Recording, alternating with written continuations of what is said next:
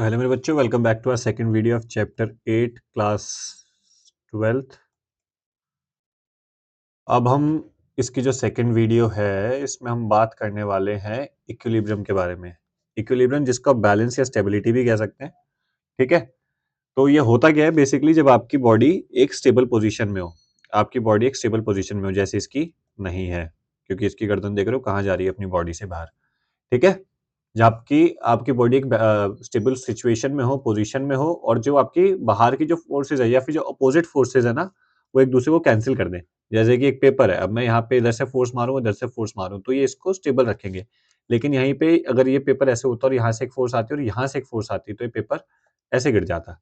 तो basically opposite forces इस तरीके से उस पे काम करें कि वो एक दूसरे को कैंसिल आउट कर दें और कोई चेंजेस ना आए, और एक इंसान की स्टेबल सिचुएशन को हम इक्विलिब्रियम या बैलेंस या स्टेबिलिटी कहते हैं, ठीक है। दो तरीके के इक्विलिब्रियम होते हैं, एक होता है स्टैटिक और एक होता है डायनामिक। स्टैटिक बेसिकली आपको पता है जब हमारी बॉडी एक स्टेट में हो, किसमें हो, एक स्टेट में हो। डायनामिक जब हमारी बॉडी मूवमेंट में हो। तो एक बार पढ़ भी लेते हैं क्या लिखा है भाई, जब इतना सारा लिखा है तो for a body or an object to be in static equilibrium it must not be moving, जब वो मूव ना कर रही हो। All the forces and torques acting on the body or object must be add up to zero, ठीक है। Not moving हम बहुत बात कर चुके हैं। और दूसरा क्या कहता है, dynamic equilibrium can be defined as a state when all the applied and internal forces applied to a moving body are in balance, जब मूव करते हमारे पास बैलेंस हो, ठीक है। तो ये डायनामिक इक्विलिब्रियम हो जाता है आसान भाषा में। अब क्या क्या चीजें हैं जो आपका डिटरमाइन कर सकती हैं कि आपका स्टेबिलिटी या फिर इक्विलिब्रियम कैसा होगा। आपकी स्टेबिलिटी या फिर आपका इक्विलिब्रियम कैसा होगा किन चीजों पे डिपेंड करता है। आपका बेस जितना ब्रॉड होगा उतनी स्टेबिलिटी ज्यादा होगी। भाई मान लो एक इंसान खड़ा है, ठीक है, ऐसे खड़ा है मान लो, ये इसके एक पाँव मोटा पतला हो गया, और एक इंसान ऐसे खड़ा है, तो किसकी स्टेबिलिटी ज्यादा होगी।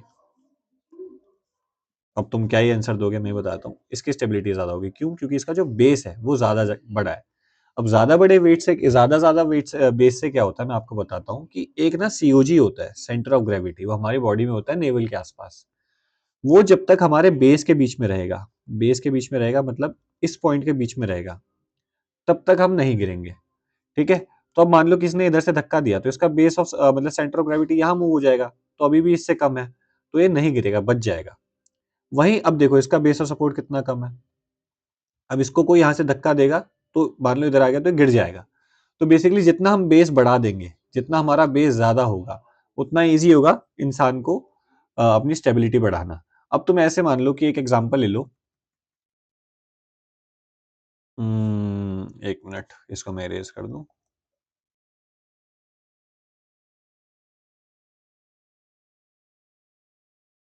एक एग्जांपल ले लो कि ये फ्लोर है, अब इस पे एक चीज ऐसे खड़ी है और एक चीज ऐसे खड़ी है, तो किसको गिराना मुश्किल है? ऑब्वियसली इसको गिराना मुश्किल है, ये इजीली गिर जाएगी। क्यों? क्योंकि इसका बेस ऑफ सपोर्ट कम है, तो इसका सेंटर ऑफ ग्रेविटी जल्दी बाहर मूव हो जाएगा। इसका बेस ऑफ सपोर्ट ज्यादा है, तो इसका सेंटर ऑफ ग्रेविटी इतनी जल्दी बाहर मूव नहीं होगा, ठीक है। ये कॉन्सेप्ट है। तो इसलिए जितना ज्यादा ब्रॉड बेस होगा उतना अच्छा स्टेबिलिटी होगी।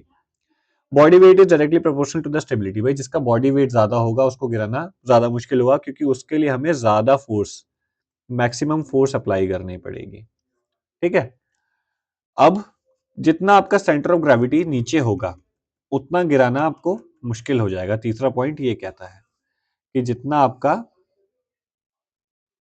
आपका सेंटर ऑफ ग्रेविटी जिस विच इज सीओजी नीचे होगा उतनी आपकी स्टेबिलिटी बढ़ जाएगी। मान लो कोई बिल्डिंग, मान लो एक बिल्डिंग ये है, एक बिल्डिंग ये है, और ये पेपर की बिल्डिंग है, ठीक है। पेपर तो नहीं, कार्डबोर्ड की बिल्डिंग है। आप इसको फूक मारोगे, ये जल्दी गिरेगी कि ये जल्दी गिरेगी? तो ऑब्वियसली ये जल्दी गिरेगी। क्यों? ऐसा क्यों होगा कि अगर आप देखोगे तो इसका सेंटर ऑफ ग्रेविटी कहीं ना कहीं यहाँ आसपास पड़ेगा, इस जगह पे। इसका सेंटर ऑफ ग्रेविटी यहाँ आसपास पड़ेगा। तो जितना ये धरती के पास होगा, जितना ये धरती के पास होगा, उतना ग्रेविटी इसके लिए अच्छा होगा, तो उतना ही इसका स्टेबिलिटी बढ़ जाएगा।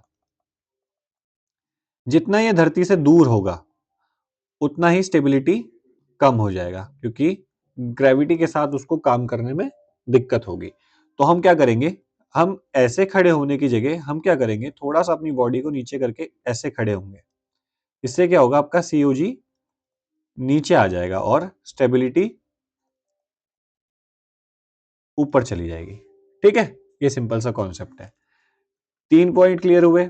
चलो जी, ठीक है।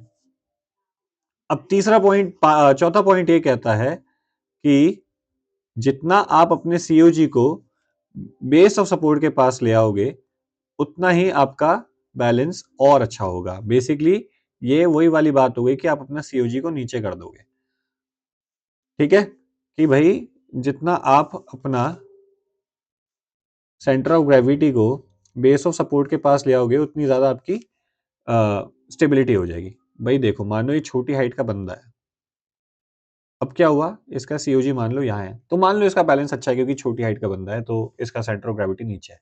ये कह रहा है कि मैं इसको बेस ऑफ सपोर्ट के पास ले आऊं। मैंने क्या किया कि मैं थोड़ा सा झुक गया आगे की तरफ, मतलब ये जो बंदा है आगे की तरफ झुक गया और इसने अपने पांव फोल्ड कर लिए, तो इसका सीओजी यहाँ आ गया और ये बेस ऑफ सपोर्ट के पास हो गया, तो इसका स्टेबिलिटी इससे इंक्रीज होगा। ठीक है, इसका स्टेबिलिटी इससे इंक्रीज हो जाएगा। ये कहना चाह रहा है बस। लास्ट पॉइंट कहता है कि एक्टिंग फोर्स किस तरफ से है। भाई मान लो कोई इंसान ऐसे खड़ा है, अब ऐसे में इसको पीछे से धक्का दे दिया तो ये ऑब्वियसली गिर जाएगा। मान लो कि एक्टिंग फोर्स सामने से है, तो मेरे को क्या करना है, मैं उसकी तरफ ऐसे खड़ा हूंगा, तभी मैं थोड़ा सा खुद को बचा पाऊंगा गिरने से, क्योंकि वो मेरे को पीछे की तरफ धकेल रही है, तो मेरे को उसको अपोज करना है, तभी मैं बच पाऊंगा। तो direction of acting force depend करती है इस चीज पे। जिस तरफ से फोर्स आ रही है आप उस तरफ आगे झुक जाओगे, तो थोड़ा सा लेट गिरोगे आप, आपका थोड़ा स्टेबिलिटी अच्छा हो जाएगा। इसमें बस ये है। ठीक है, सेंटर ऑफ ग्रेविटी मैंने आपको बता दिया। सेंटर ऑफ ग्रेविटी एक ऐसा पॉइंट है जहां पे जो आपका वेट है या फिर मास है बॉडी का, वो कंसंट्रेट होता है उस एक पॉइंट पे। ठीक है, ये लो आप पूरी डेफिनेशन पढ़ लो। The centre of gravity of an individual standing in the anatomic position marks the intersection of three primary planes and axes. आपके 12th में प्लेन्स एंड एक्सेस नहीं है, ये मैं आपको ये आपकी 9th में था, सॉरी 9th कह रहा हूँ, 11th में था। ठीक है, तो यहाँ पे इसकी बात नहीं करते। बेसिकली आप ये समझना है कि बॉडी का एक ऐसा पॉइंट जहाँ पे सारी एक्टिंग फोर्स आके कंसंट्रेट हो जाते हैं और आपका बॉडी का वेट और मास कंसंट्रेट होता है। ठीक है, अब ये फ्रिक्शन एंड स्पोर्ट्स हम अगली वीडियो में करते हैं। फिलहाल के लिए इसमें इतने रखते हैं। Thank you so much, bye bye.